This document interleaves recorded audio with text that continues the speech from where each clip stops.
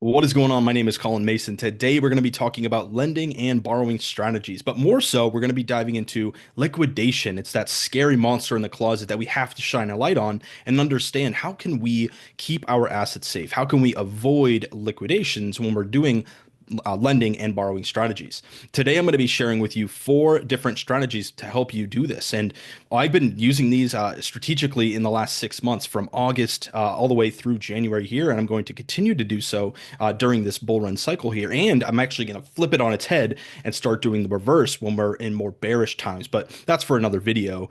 Today, I'm just going to be walking you through those four different strategies to help you avoid liquidation. But before we do that, I did want to kind of shine light on what are the two metrics, two terms rather, that we need to understand before we start deploying capital into these various strategies.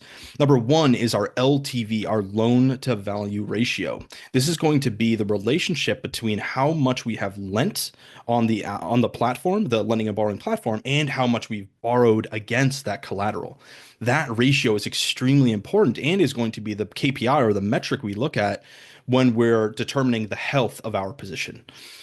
And so the other term that we need to understand is the platform liquidation threshold. And it's an extremely important metric that's going to tell us at what point does my does my borrowed asset take over in terms of the percentage of my lent asset. And if it exceeds that threshold, then I get liquidated. So let's use an example. That was a little convoluted, but I think the example here that I have will start to lay out this picture.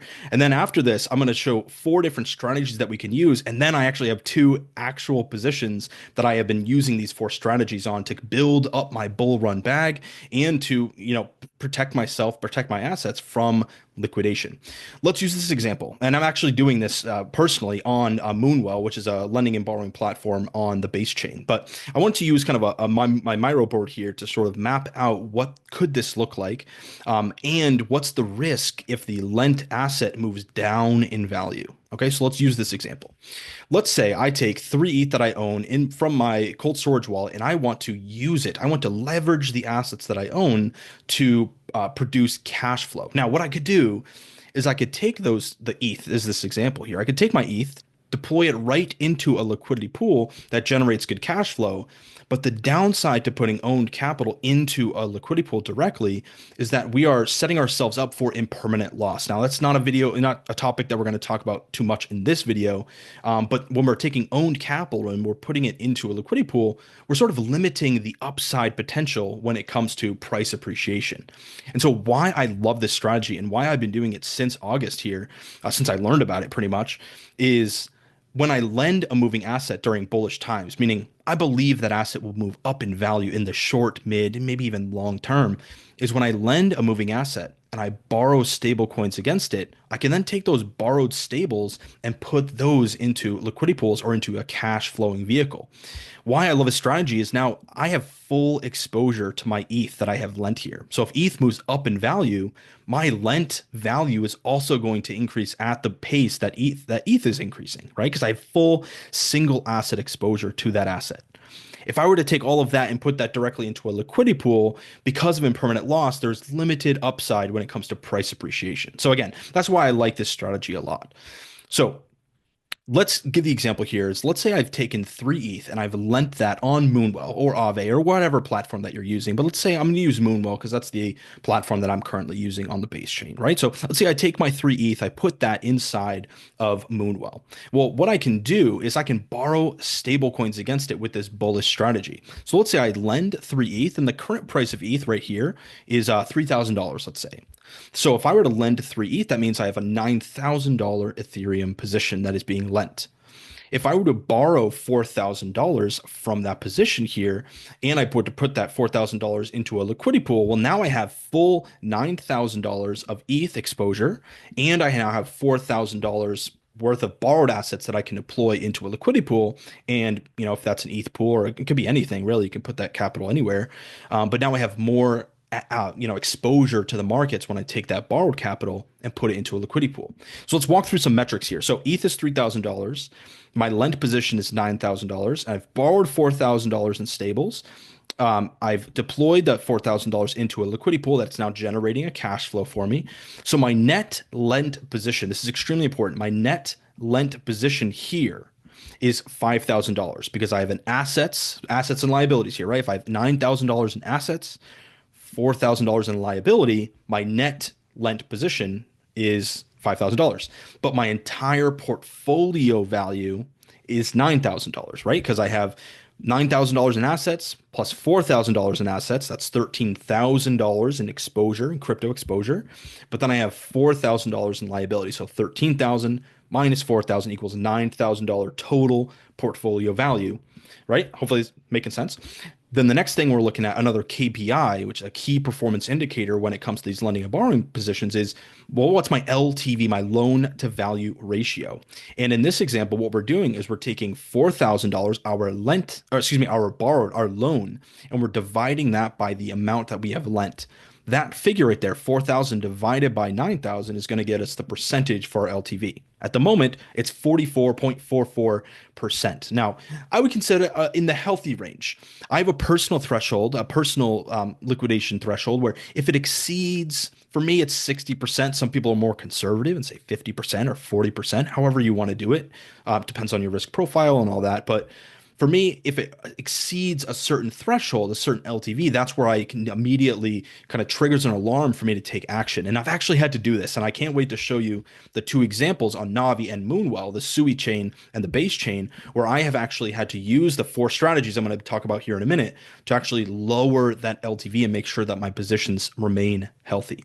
Okay, so hopefully all this is making sense. We have ETH lent, we have borrowed stables. Those stables go into a liquidity pool, and I have an LTV of 44.4%. But now let's say that ETH goes down in value, which is the risk in this specific strategy. Because remember, I'm bullish on ETH. So if ETH goes down, that's the risk. And when ETH goes down, my LTV rises.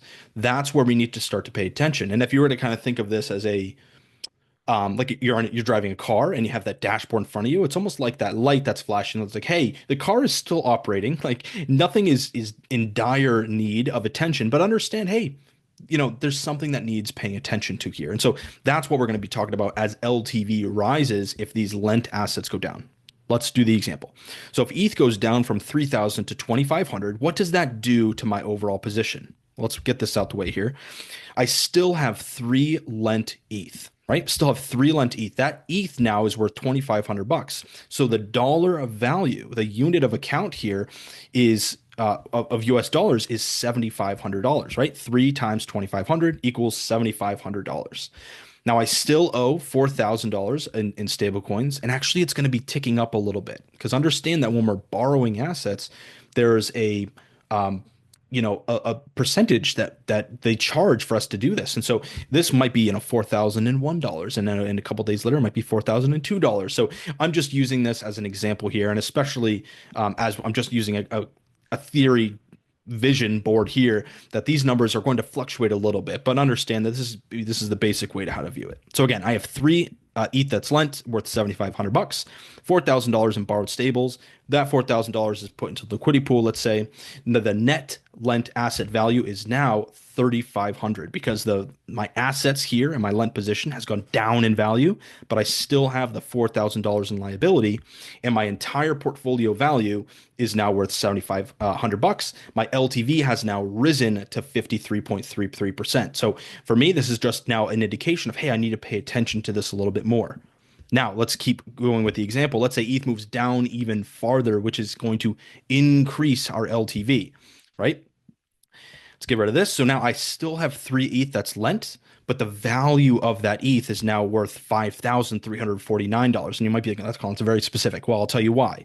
Why is this such a specific number here? Well, because the LTV has now risen to 74.78%. And understand that because the platform liquidation threshold is 75% in this example, if the price of ETH drops down from my entry point of 3,000 down to 1,700, now I'm at risk of liquidation, which means that if I exceed that liquidation threshold on this platform, my ETH is going to be used to pay back this loan. And usually a fee is charged. And so this is not an ideal situation, especially if I want exposure to ETH. I don't want to take my ETH and have to pay back the loan. And that's what happens in a liquidation event. Okay. So hopefully all this makes sense. So when I'm entering position, a KPI that I need to know is at what price would ETH have to drop to when for me to be at risk of liquidation. And in this example, it's a little under $1,800. So let's now, this is going to be a longer video, but hopefully this is valuable to you. Let's go through the 4 strategies to help avoid liquidation. Number 1 is we can pay down the loan with the earned rewards from our liquidity pool. So we have lent ETH, we borrowed stables, we deploy that into a liquidity pool. We can claim those rewards and just pay down the borrowed stables. We can reduce our liability here. That's sort of a way of taking profit, if you will. So by taking the rewards and paying down the liability, that's going to reduce or bring down our LTV. That's one way that we can start to avoid liquidation. Number 2 is we can add more to the lent position. So we can lend ETH, borrow stables, put that into a liquidity pool, take the claimed rewards that we've earned from the liquidity pool, and add that more to the lent position. And this is actually what I've been doing since August. And I want to show you 2 more positions. So hang with me, but 2 different positions that I have been adding more ETH and more SUI using this exact strategy. It's been extremely powerful for me to help build my positions.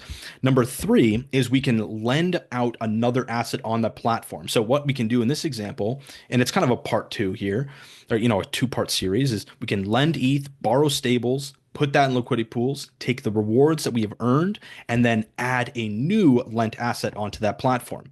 Now, during one of our fast track calls recently, I believe it was this week, we were talking about how this can get a little bit more complex, a little bit more complicated when it comes to actually tracking the KPIs, because understand that there's going to be potentially different liquidation thresholds on the platform for these assets, or it just gets a little bit more complex when you're trying to track 2 lent assets, 2 or more. I've even seen where there's 5, 6, 7 different lent assets on a platform. It gets a little tricky when tracking. So just understand, if you're doing this strategy, it's not a bad strategy. It just gets a little bit more complex when you're trying to track the KPIs of that position. But that's one thing we can do, is we can take the rewards and start to accumulate and build out another lent position on that platform that increases our lent exposure, which again drives our LTV down. So that's kind of 3A. And then the 4th strategy I have here, which is something I actually did recently, and I want to give you the example here in a sec, is I've been lending ETH on Moonwell, been borrowing stables, deploying that into liquidity pools. For me, it's on Aerodrome and Uniswap on the base chain.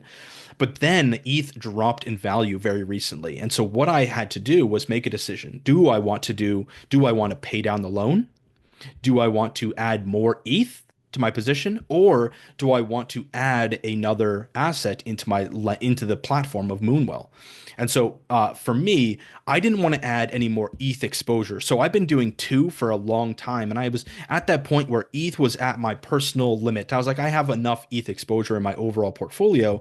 And so for me, what I was doing was I've been accumulating Arrow tokens as Arrow emissions from Aerodrome. And so I said, well, I have this big bag, not big, but I have this bag of Arrow that's just sitting on the sidelines. What if I use that to drive down my LTV? And that's exactly what I did here on Moonwell. So I want to show you this example. So exactly what I was talking about before. I had been lending ETH for a long time, and I used strategy 2 to accumulate more ETH. I started with 1 ETH in my lent position, and then I used this strategy where I use my liquidity pools to produce cash flow in the form of ETH, and then lent that on the platform until I've exceeded my personal goal, which was to lend 2 ETH here on Moonwell. Hit that goal, and I moved on to other things. Then I borrowed stable coins. I put those into liquidity pools, and those have been producing cash flow. And in one of the examples is I've been accumulating this Arrow on the sidelines here for a while now, just by accumulating rewards from the Aerodrome platform.